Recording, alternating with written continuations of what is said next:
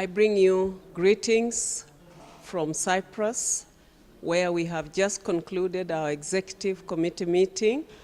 And as the moderator of the Central Committee of World Council of Churches, I want to wish you well, and I want to thank you for coming to this very important event on peace building.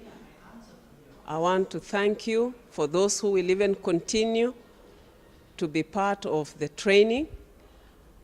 It is very important for us as we see this event in Sigtuna as part of our larger engagement on the pilgrimage of justice and peace.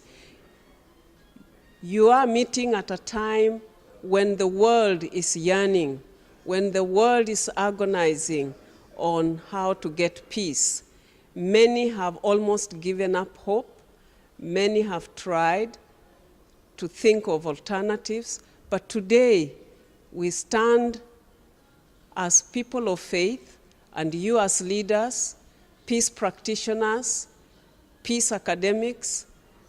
You are challenged to help us on our journey, on our pilgrimage of justice and peace, to think of how we can together, in a process, respect the other, see the dignity of the other, enhance the image of God in the other.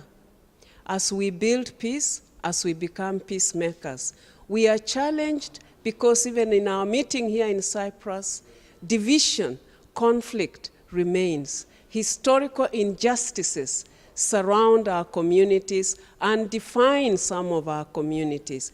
It is going to be a moment for you to help us think through how reconciliation is a process for an individual, for a collective community, for a faith community.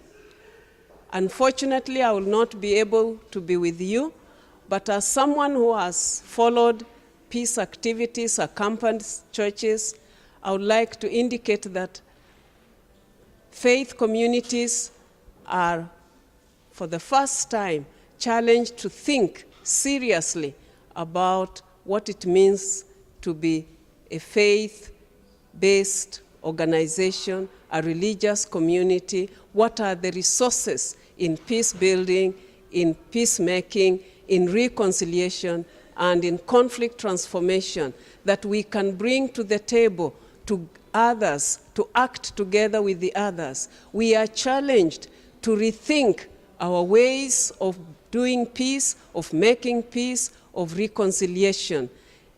Reconciliation will cost. Reconciliation will demand sacrifice on both sides of the conflict in any community.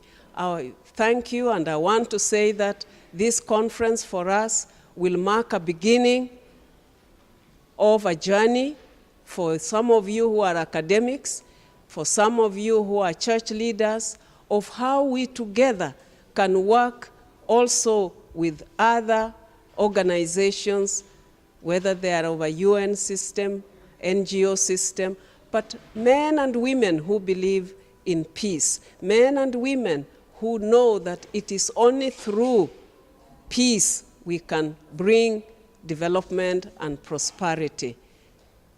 One of the areas I want to request that we look at carefully as religious leaders and faith people is the whole area of healing.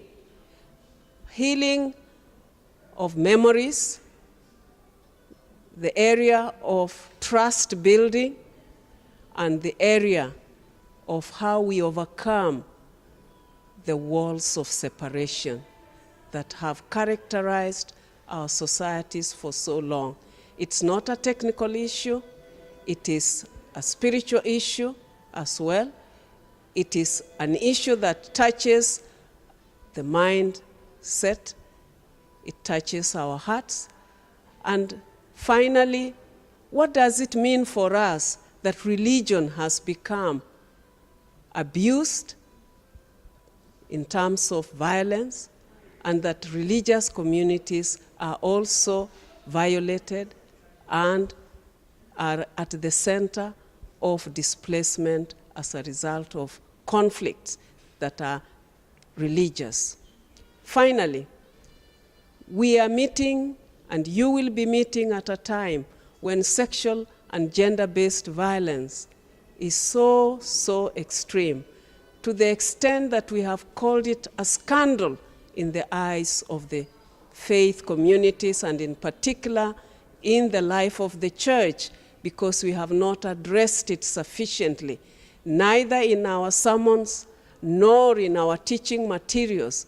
And as we meet now in Sigtuna, it is important that we address this matter in an honest and open manner. May God grant us the strength, the courage, because peace building is about courage. It's about humility. It's about perseverance. And it is about listening, and listening carefully to the other, so that we engage in the dialogue of life.